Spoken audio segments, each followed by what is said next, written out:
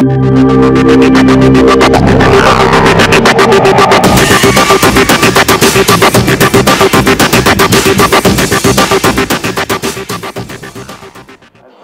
that does not happen again. Welcome back to Matterley Basin, live and exclusive on MX Live TV this weekend for the MX Festival here in the southern part of England, a stone's throw away from the south coast, pretty much in between Southampton and Portsmouth, right there. Look, if you were to fall off the edge of the coast there, you'd just about land on the Isle of Wight. That's how far down we are, and any further you'd be in Jersey, in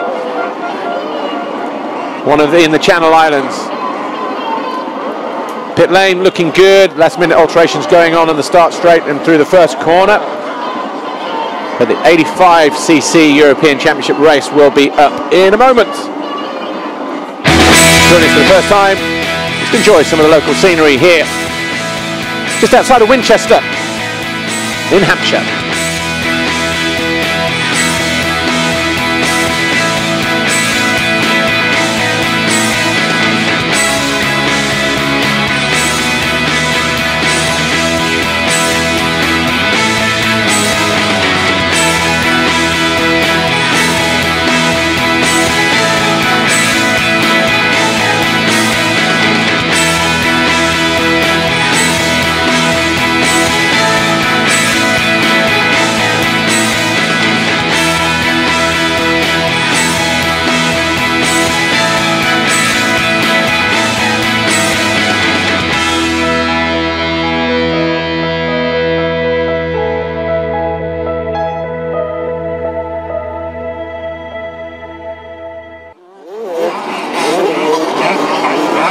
Well, earlier the riders went out on their sighting lap, which they're coming towards the end of right now. And of course, it's 85cc European Championship Race 1. Now, this event last year, it was David Puchas from David Herberto and Conrad Muse. They were your first three. Conrad Muse won the second race after a puncture in the first race 12 months ago. But Conrad Muse arrives here as the favourite, you've got to say, after picking up the FIM Junior World Championship title in a week ago at the Czech Republic in Ginin. And Jeff Perrett, you were out there a week ago at that race. And yeah, Conrad Muse, he came away with a victory in the, well, he didn't win this race, did he? 2 second place finishes, but had a couple of second places to the American Sean Cantrell, who DNF'd the second race, and Hunter Lawrence, the Australian, as Conrad Muse struggling on the outlap. Yeah, at the World Championship, he did ride smart there. The 2 seconds don't really signify how he rode. He actually, in the second moto, let Hunter by. Yeah. You know, they gapped out. Obviously, when Cantal went out with a problem, he was in the driving seat. They pulled away, and then he realised with about 5 to go, he had a big enough gap. Didn't want to mess around with Hunter Lawrence and just kind of let him go through, and that was enough to win the World Championship. 3 tidy riders last week in Ginin. You know, Sean Cantrell, the Kawasaki rider, you know, didn't exactly check out in the first race, but Conrad Muse kept him there, was closing in the closing stage of the race. Yeah, he didn't get such a good start, but Conrad rode consistent, strong laps and started to close him towards the end. But then you were kind of like, okay, is Cantal doing enough here? And that's why, not an anti-climax, because obviously from a British point of view we had a world champion, but I'd have liked to have seen how they'd have stacked up in the second moto to see if Cantal was just doing enough to win that first moto. Sure, and everything, you know, all these things kind of, you know, they happen, don't they? We had Conrad Muse down as a favourite last year, winning the European Championship here, but obviously, you know, Davy Puchas was the guy that came away with it, but Conrad, you know, that puncture in the first race, and he just cleared off. I mean, he made everybody look ridiculously slow in the second race, didn't he? And hence why he's the favourite.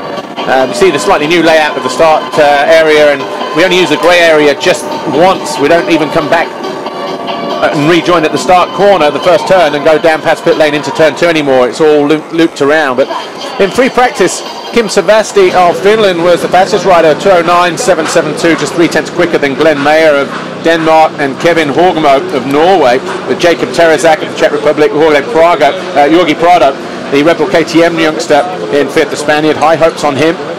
Crashed himself out of here last year in the first race, collided with Brian Hsu, who was then the FIM Junior 85cc champion coming into this race 12 months ago.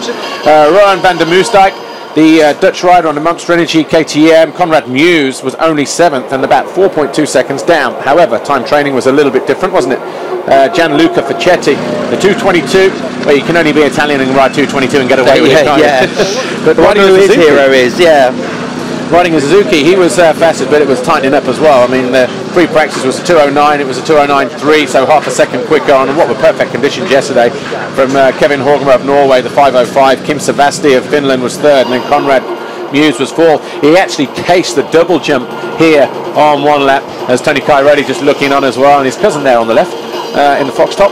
But yeah, Conrad Muse actually crashed in I'm not sure if it's pre-practice or time training. It was time, well, one of the he crashed in both actually. I think he might have done, but either way, he rang his bell pretty hard. I think from what I've heard, I don't know if this is right or wrong, but I've heard a rumour that he's been suffering a little bit in the night, being sick and whatever, and they're starting to worry that he might have a little bit of concussion. So have to see. We'll see. Well, we'll see. Well, the starting list that you see then reflects the qualifying race, which was won by Conrad Muse.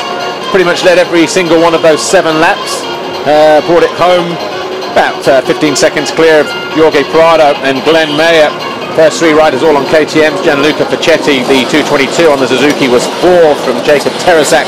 Kevin Horgemo of Norway, Kim Savasti of Finland, Rowan van der Moosdijk of Netherlands, Andrea Zanotti and Dan Carlson of Sweden. But it's also, we talked about it in the 65 race, Jeff Perry, an opportunity for these guys to shine. It's giving these guys that platform. You either deal with the pressure now or you don't. And while we don't want to put too much on the kids, at the end of the day, they all want to be top racers. They all want to be riding here or elsewhere, and as pro racers. And so this is the perfect stage. There is Conrad. Absolutely. Our sport is no different to any. The sport evolves. It's the same with football. It's the same with anything. It's becoming more and more of a young man's thing, and obviously it's an industry. And if the guys are going to make the distance, go the grade, then it has to start earlier. And you're quite right. Antonio Cairoli looking on from pit lane, obviously on the verge of picking up a 7th world title this weekend. He looks really nervous, doesn't he? Really nervous. But it's just good fun to see these guys. From their point of view, the Red Bull guys. Jorge Prado is the favourite they want to keep an eye on. Well, I've got to say, he's such a slight little kid, and he was going through this dragon back thing yesterday. You almost think if you get that wrong, you're gonna snap. And pulling some nice whips as well over the finish line. Yeah, he has got some style, that kid, for sure. Jacob Teresak, the 624. We just saw him, the yellow numbers on the back. He was 5th in the qualifying race yesterday. So Teresak pretty much started 6th and worked his way to 5th. So just the 1 pass. It's not Ricky Carmichael. That's Robert Christian Tompa, the Romanian. He was 24th in qualifying. He's taller than Ricky, though. I never said anything. Actually, did you go to the Monster Energy, the RCU? Recently? Yeah. Because it was the 2nd time they had that. How was it? It was really good, and Ricky, by his own admission, is enjoying retirement and maybe carrying a bit more pounds than he used to. But my God, he can still whip a bike and lay it on around the corners. That's for sure. Kate Tinkler in the beanie and the blue top, holding the water bottle, and Samuele Bernardini just 2 to his left, or 2 to our left as we look at it. So those guys in European Championship action and MX2 action a little bit later on. Dave Nichol, our race director, whose granddaughter is actually working the media centre this weekend. Yes, as you said, So still keeping it all in the family. But the last of the 85 guys making their way to the start line. Crowd still trickling in. They were queuing to get in over on the far side this morning, but Dave Nichol, our race director, getting ready to hold the flag up. That 15-second board goes up as well. So Monster Energy boys not looking so hot this weekend. No. Well, what happened there? They wearing trousers. I thought they'd be in a skirt. That 5-second board is about to go any second now. Dave Nichol right on cue.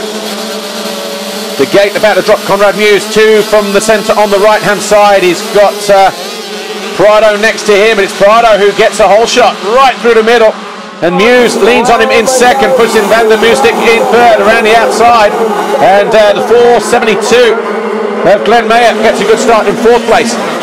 There's a 222. Yeah, Mayo, they hugged that inside, and that worked for him, didn't it? The others sort of went wide, and smart move. Going to take the lead, isn't he?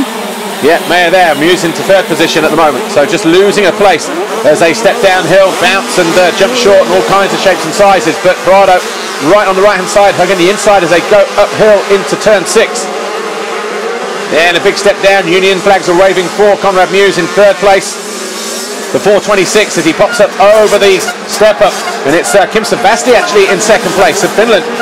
So the 485, middle rider in shot in second position. These guys triple single their way up and over here. So Conrad Muse, the defending and the current F1 Junior World Champion from a week ago in the Czech Republic in Jinin, picking up that title with 2 second positions, would love to be European champion in the same year, wouldn't he, Jeff? I'm sure he would. But at the World Championship, he rode really smart. He just got out of trouble the first few laps, and then it wasn't until about the midway stage when he started to ramp it up, and I'd expect Conrad to do the same. He's in no rush. It's a 20-minute moto. He's clearly fit enough. Ooh, Savasti had to lock up there, and that's allowed Muse to go around the outside, and Muse are going to go 2 for 1 here. Goes from third to first. Having said that, if the opportunity comes, clearly he's going to take it. Kid's a racer. That's what's happened there. He's took advantage of that, and now he's in front. I'd expect him to absolutely lay it on thick. Up and over the tabletop, bit of a stretch for those guys. Even Savasti not jumping it because he wants to hold the inside line and take some distance out of the guys ahead of him. But Prado was tripling this yesterday, believe it or not. I know, it's just, I was watching that. Just like I said, there's nothing to him. He's just like skin and bone. He's such a small kid, but he's got so much style. Over the Monstrange finish line jump then. Conrad Muse over the Dragon's Back, double, triple, single. This is the ground is very similar. Conrad's got his own track up at Cheddar, you know, where he lives up the Shepton Mallet, and styling it up, and it's very similar ground to the track at Cheddar. So I'd expect him to be totally at ease on this surface. Well, Glenn Mayer looking to go up the inside of Savasti as he made it stick. 472, no, still there in 4th place. So 2 different lines there as you got the sort of drop down through the dip in the opposite direction. Now he looks to go around the outside. Prado just getting in the way there though, but it's still 485 Savasti in 3rd. So 561, Jorgi Prado, he's in 2nd, but look at the guy on the right, just up the back of this group. He's going to be launching his way up into 3rd place, holds the inside, or lands it, and goes tight as well. So 472, Glenn Mayer pulls the pass on Kim Savasti, dumps the pin down to 4th position. A little bit further back, Jacob Terezak, the Czech rider, then Danny Carlson, Andrea Zanotti, Taylor Hamill, and Chris Simonson. And Gianluca Facchetti down in 10th place, but these two still squabbling over the They are. They're having a right ding-dong there. Playing into the hands of Jorgi Prado, though. He could do with those two, just fighting a little bit more, just to give himself a bit of breathing space. I see the screen lighting up purple there. Conrad Muse has already set the quickest lap time in sector 1 and 2. Here you go. So as predicted, he's trying to make the break and then settle into a nice rhythm. That was the start. Prado down the inside, but not sure where the Get the Fina whole shot line is going to be for the big boys tomorrow. Whether it's going to be in on the mid-turn or on the entry. But look how he looks up there, hanging off the back. 561. See what I mean? Look at the size of his legs. There's just nothing to him. No wonder, you know, on a bike like that, you know, obviously with the full support of KTM, I should imagine that thing's a right ripper, and with him on it, well, it'd be the closest thing to a factory 85. Yeah, look at that use in the back around the outside. In fact, Ben Watson, the junior in the 250 European Championship, used that line to perfection when he grabbed the whole shot yesterday in that qualifying race. He really did. He got a clear whole shot bended as well, didn't he? Prado in 3rd. Yeah, Sebastian's gone through in a second. So Conrad Muse sets the fastest lap of the race, 2:04.2. He's 3.9 seconds clear of Kim Savasti now. This guy here, the 485 from Finland, and he set a 2:06.8. Prado set a 2:07.7, so he's 4.6 seconds down off this guy here, Conrad Muse, our race leader, on the 4.26 at the bottom of the hill, around that left-hander. Starting to get a little bit spread out, doing what he did in race 2 here last year in this 85cc European Championship class. Taylor Hamill, Jeff. Yeah, another British rider. I think obviously him and Conrad are the only two that have qualified through the European Championship to be here, so that's a strong ride from Taylor in the top 10. Good to see. Lives just down the road, actually. You still actively involved with the Team Green program over here? Is that something you took on this year? It's something I took on this year. We're just trying to obviously reinvent that after a few years away. and bring it back to its glory days. Of course, you know, you as a you came through that exactly. You know, and we want to try and bring that back to how it was then, and it's the first year and it's all going good. You know, Monster have got behind it as well, which is fantastic. So with the new KX85 as well, which, you know, gives us a better opportunity now to run near the front. So we're building a program. Hopefully we'll be doing this European Championship next year. Okay. And the riders announced yet or not for next year? Not yet. You know, we're looking at how it's going to work. How many we're going to have small wheel, big wheel riders. Dylan Woodcock will be staying on the team, so that he's been doing well in the UK, but he hasn't done the European Championship for a couple of years. Then he was on the 65s, but he'll be doing it next year in this class. So, but we're going to see with the other riders. Lots of other things to get nailed down, as there always is this time of year, but it's looking good for next year. Yeah. There's 472. Glenn Mayer, he's in 4th place. In fact, he's gone to 3rd because he's done away with Prado. So Prado dropping down to 4th on that lap. So losing 2nd a lap ago, now losing 3rd as well. That's a nice little section, that Dragon's Back, isn't it? Don't want to get it wrong, you don't want to clip the top, otherwise you'd be straight through the front door. But these guys just working it and sussing it out within a couple of laps of free practice yesterday. Yeah, they're looking really good. It's interesting that the Prado has got so much talent, but you know, I think, is he a couple of years younger than some of these? I'm sure he is. Yeah. I don't know exactly. So, you know, so when you put it like that, and he's obviously going to fill out a little bit more. Yeah, last year was his first year in 85. Who's that? Didn't see the number, sorry. 248, so Ludovic Bomper. In fact, he was one of the kids that rode at the European Motocross of Nations at Castelnau de Levis earlier on in the year, where French somebody go down on the inside. So who was 485? It was Mayer probably. Yeah, 472. Just lost the front end coming in there, tried to make that inside turn. We saw him use it to good effect earlier on when he briefly found a way past Savasti, but obviously not able to make it work for him that time around. So going to be losing at least a position. So Prado inherits the 3rd place again. Interesting to see where he picked himself up. Well, he is up and running. The yellow flag is in, so it was just a little tip over. But yeah, Ludovic Bomper, he was part of the French winning team in the European Motocross of Nations crew.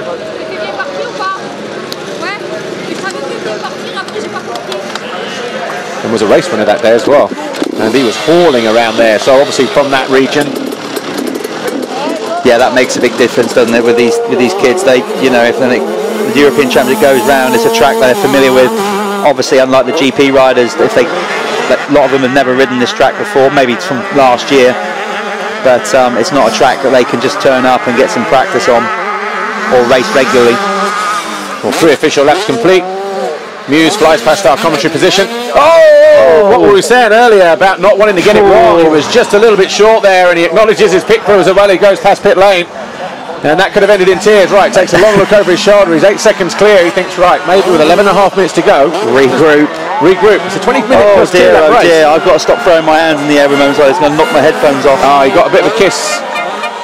There. Just kicked up.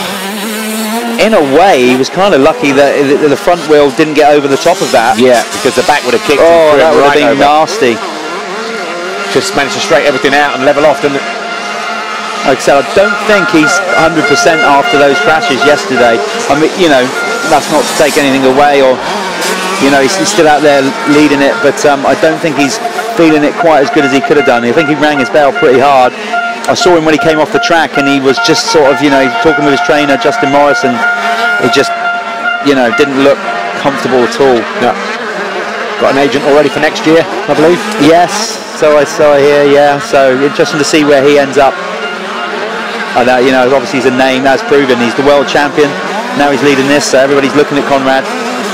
So Mayer picks himself up in 4th and going straight back after Georgi Prado, the 561 on the Red Bull KTM. So that battle for 3rd place not done and dusted yet, but just behind him, look at him queuing up behind the 472 of Glenn Mayer.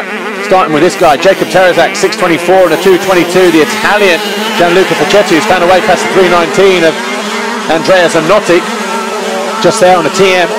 There's a lot of good Italian kids coming through again, and you just wonder if that's got to be the Caroli factor, you know, looking up to a hero and more riders, because obviously over there he gets national TV coverage, all these kind of things, and There's some good nations. Finland, as you've seen, are churning out some good riders now as well. And Spanish, the nations team in a few years, got Zaragoza and you know, Prado and people like that. But like you say, these kids now, they're aspiring, first of all, you know, to want to ride in the European Championship now, aren't they? You know, it's a big thing. They watch it on, you know, on Motors TV week in, week out, on MX Live TV or whatever, as Mayer looking for a way up the inside of Prado and makes it stick as well and gets over the finish line double and jumps back into third place. So Glenn Mayer, the 472 of Denmark, rectifying that mistake where he lost third position a couple of laps ago and finds himself back in. This is a very choppy part of the racetrack. It's downhill as well, difficult to stop for that right-hander at the past pit lane at the end of that straight. Because the track's kind of, it looks fast, it's wide. I walked around the track yesterday evening and you can't, again, TV, you can't see it. There's some big old braking bumps out there. Yeah. Or there certainly was after yesterday's racing. It's something like these jumps. You come in and you G out and then you're straight into a braking zone. And yeah, on these little wheels in particular. And also, I mean, I was watching the practice sessions during Thursday. I was stood at the end of pit lane, the first garage going in, which is a GM Racing team. And Paul Jonas, the current 125 European Championship leader, has Prado back up the inside of Mayer, so a mistake from Mayer again in the same corner. And because the sun was out, half of the straight was in the shade because the sun was behind pit lane. And the areas that were out of the shade, you couldn't actually see the braking bumps because the ground is dark and light. It's like a mix. It looks like praline. Yeah, yeah. And you cannot see the bumps until somebody hit them. Another mistake there from Mayer. And Terezak just knocking on the door now here on the 624. And here comes little Fischetti as well. He's on it on that Suzuki. I was talking to James Dobb actually, talking about agents and stuff. And he said, you see the guys in pit lane yesterday when he set the fastest time at some point during one of the sessions, and they were jumping up and down like he just won the race. You know, there's a lot of enthusiasm in that Italian camp there with the Suzuki boys. He really is one of the smaller riders out. Look at him at the back of this train coming through here, number 222. He really is tiny. He's got style though. I like him. Oh, he really has got style. Yeah. He's one of those like youth riders almost where the crash helmet looks, you know, the head size is too big for the body. One of them. But he has got the style, isn't it? It's a little poozer. Just keeping that thing lit. Elbows up. Nice little flick.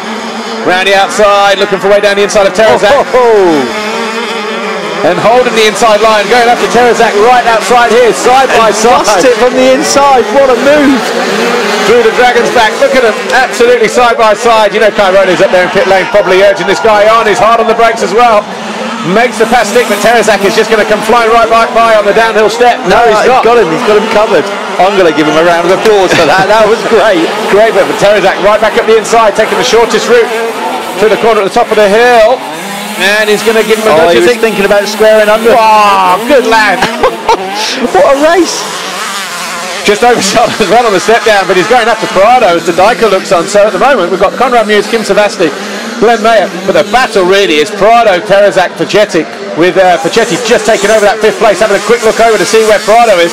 He's right there. Is he going to land it and go tight? No, he middles it and squares it, but then gets the drive down. He was almost lucky that jumped out a little bit. But Jacob Terezak didn't just run it back up the inside of him there. But he's about 2 foot nothing, isn't he, this kid? It's just nothing to him. Having a great ride. He was in Jinin, wasn't he? I think he was. He was, yeah. Not sure if he had a decent weekend or not. No, he was 7th. Yeah, he was 7th overall. So not too bad. I can't remember rightly. He didn't get such good starts there, and he really did work hard from the back. Well, he's having a great ride now, and Sylvain Gavor's looking on as well, so maybe we'll even see him as an MX2 rider in years to come.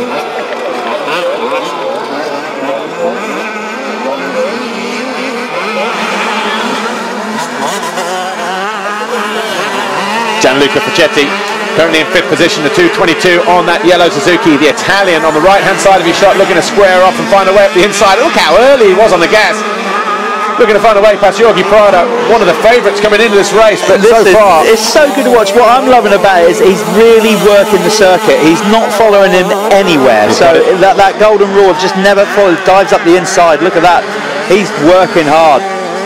Great move. So we've got Mewes, Savasti, Mayer, and now the 222 of Gianluca Fischetti comes over the line. Been a good lap for him, 2 passes in that lap. So he jumps into 4th position, up and over the Dragon's back, being urged on by everybody. And Yeah, it's a massive moment for him anyway. You know, it's pressure, what pressure, nerves? There are no nerves. You know, these kids are just thriving in this arena on probably one of the best motocross tracks in the world.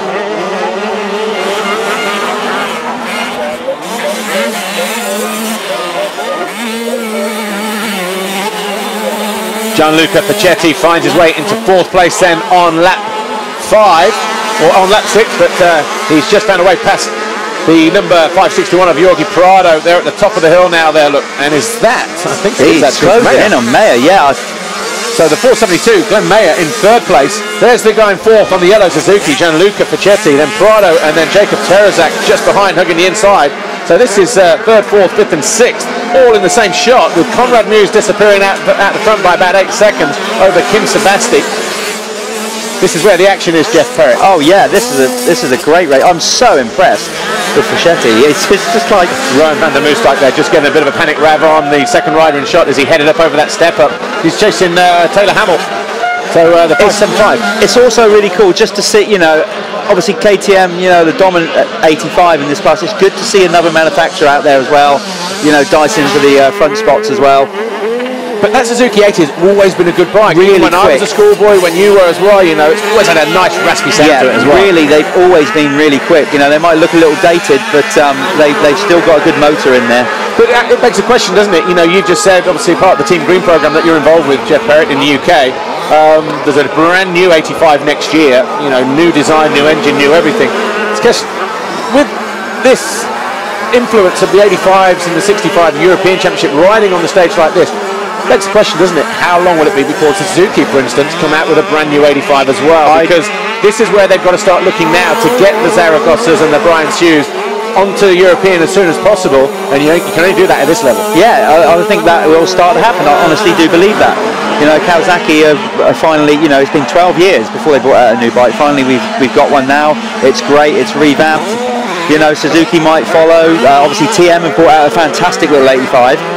So it's good, you know, and it's, I think sort of KTM over the last 10 years or so, certainly in motocross, have just basically, everybody has now realised that they are not going to go away. It's not a kind of one-hit wonder, as it were, you know, and everybody else has got to sort of try and catch up on the smaller bikes in particular. Well, there's your 3rd place rider, Glenn Mayer of Denmark, 472. He's still got Gianluca Facchetti just ringing every ounce of that power here. Look, out of that number 222, the yellow Suzuki. There's everybody down in pit lane looking on. Got a busy weekend here, haven't we? We've got the whole festival. We've got everything from 65s right the way through to veterans. We had amateur racing yesterday as well. There was one class there. But these guys, though, 85s, 2 motos this weekend as part of their European Championship. Oh, his first mistake of the whole race there, but you see how hard and slick it is as well, coming out of that turn. And Gianluca Facchetti almost just coming to grief there and going down. Hasn't got a lot of leg there either. He hasn't. Sort of scrape him around. He can't weigh no more than a bag of sugar. Those handlebars must feel like 250 bars for him. Just lost the front on the way in. Yeah, just kind of killed a bit of speed, didn't he? Didn't carry the corner speed, and then, like I said, we saw in the 65, Danko just with the long legs could do it no problem, but that's Facchetti doesn't quite have that. No.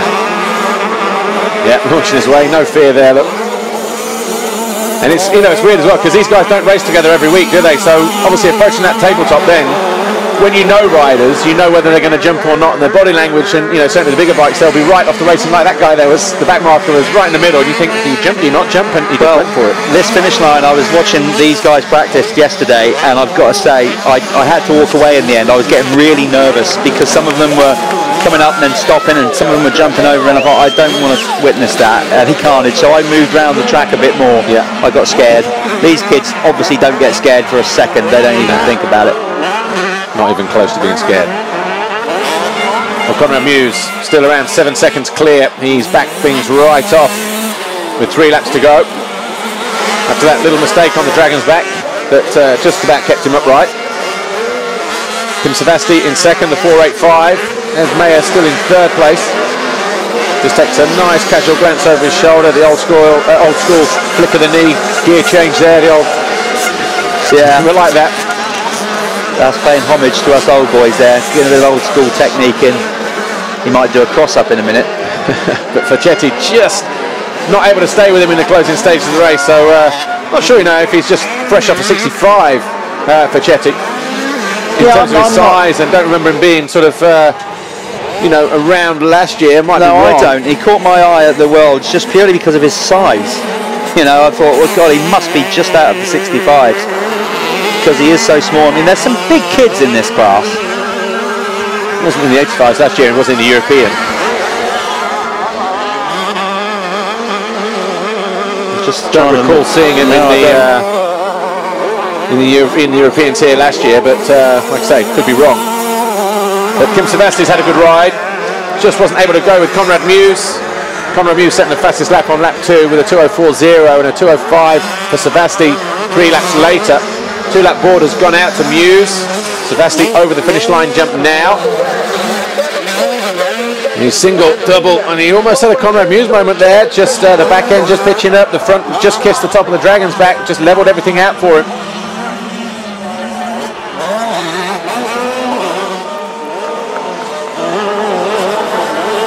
That's an interesting part, isn't it? So much faster down through there now with the change they've made to that second corner. And there were a lot of deep ruts through there yesterday, and there's clearly ruts in the middle, and you either go one side or the other, but obviously you can get the outside swinging up into that turn, maybe square out early, or, you know, it's going to be very interesting as the day goes on, that particular part of the racetrack. Yeah, fast and a G out through there because they are travelling so much speed.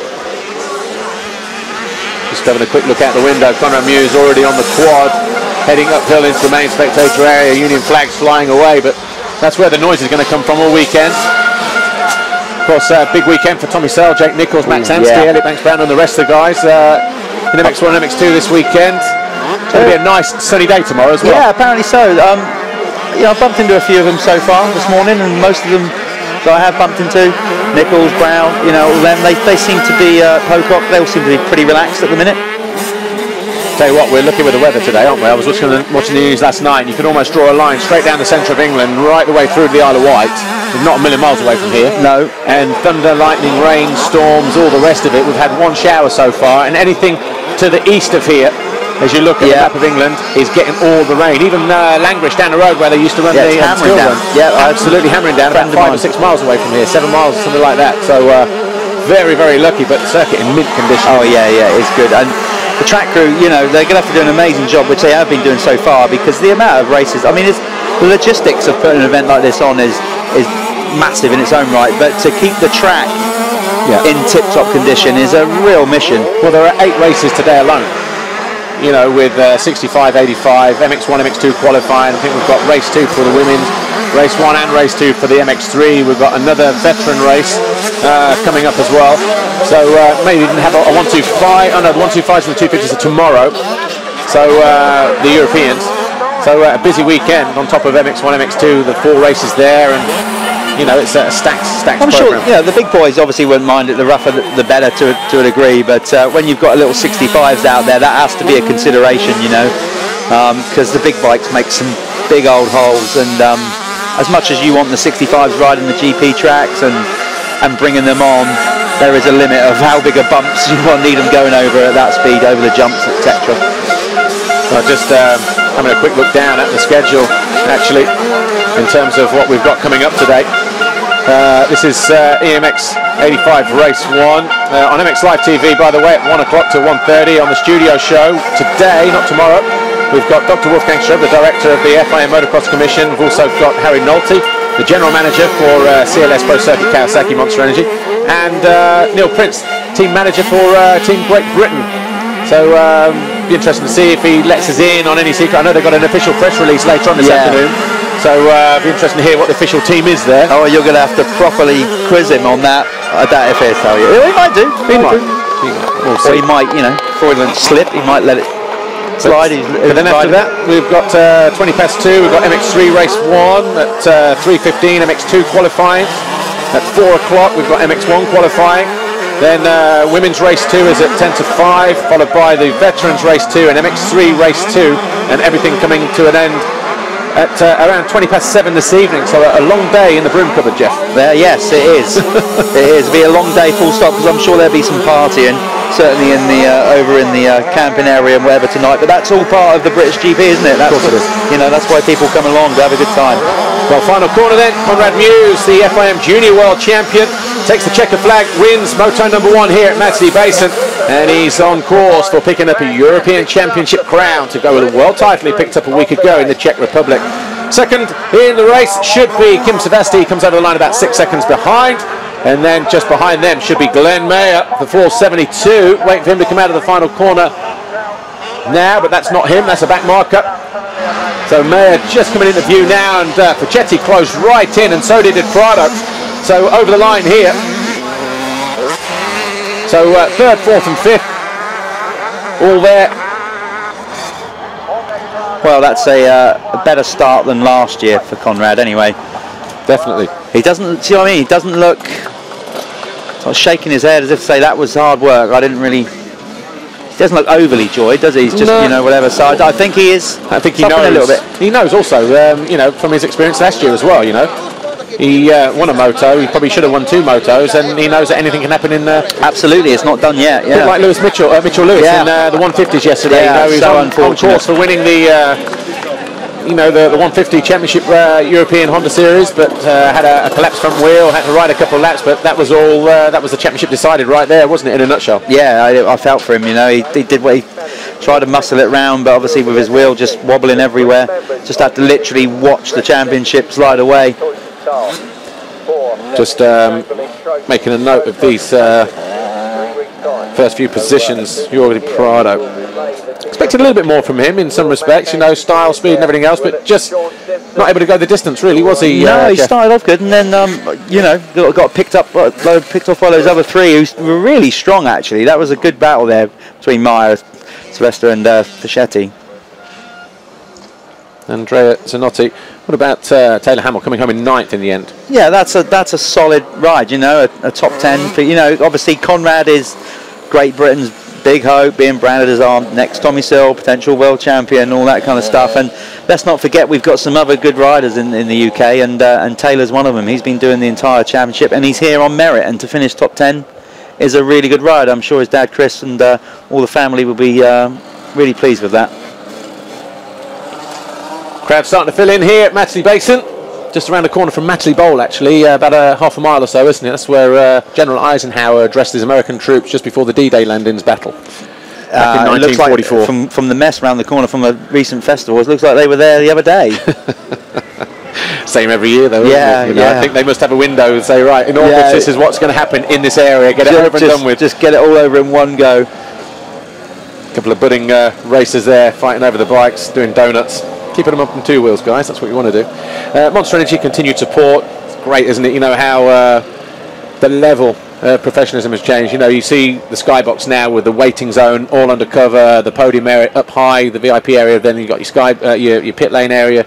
Monster got 2 stations here. One in the party central area, across in a paddock, and then obviously one there just right behind the start. Great to have their involvement, Jeff. Oh, absolutely. Yeah. You know, I mean, the whole thing's been raised. Here's our winner with Amy. Here's Conrad Muse. Conrad, well done. Race win there for your first race. Perhaps a couple of crashes yesterday. You're not feeling 100%. Is that right? Yeah, I had a crash on the finish jump yesterday, and it's knocked me a bit. I'm a bit bruised, so I don't feel 100%. But I went out there and gave it all I got, and yeah, I brought home the victory. Well, better luck for tomorrow, and well done. Feeling a little bit second hand. Bless him, Conrad Muse, but put it behind him, got into the lead. Went from 3rd to 1st, didn't he, in that one pass just over on the far side of the circuit, passing Savasti and I think it was Prado initially. And once there, he checked out. There was one little mistake though, just after the finish line jump over the Dragon's back, but Jeff Perrott looking good so far. He's doing the business. If that's him feeling under the weather and he still takes the race win, then you know, that's got to be a good sign going forward. But well, another year older, a bit more experience, of course. Yeah, and getting taller as well. Getting a bit big for that 85. Well, Kim Savasti, the Finnish rider, was 2nd. Made a good start and hung it out there for a lap or so before this guy came through. He was 2nd. And of course, he's waiting down there with Eamon. Let's hear what he has to say. Kim, second place for you in the first race. What did you make of the track today? Yeah, I liked the track very much, and my start was perfect. I was second in the start, and in the qualifying race I had terrible start, but I was riding very good. I like the track a lot, and I think it's amazing, just very good. Good stuff. We'll see you tomorrow. Thanks. Thank you, Kim. Well done. Kim Savasta there in second from Finland. Probably rides a snowmobile as well. Yeah,